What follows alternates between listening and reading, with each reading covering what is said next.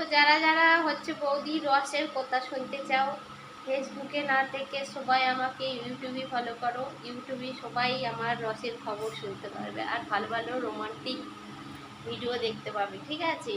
তো মনে থাকে যারা যারা দেখতে চাও তারা তারা আমাকে কিন্তু ইউটিউবে ফলো করতে হবে, ইউটিউবে আসতে হবে, তবে হচ্ছে আমার রসের রোমান্টিক সব গল্প শুনতে পাবে, ঠিক আছে?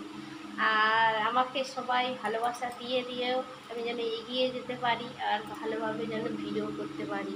তো আজকে দেখো না, আমি বাজার থেকে এসেই বসেছি, আর এবার হচ্ছে রান্নাবান্না করব। কি রান্না করবো আজকে তাও তোমাদের সাথে শেয়ার করব।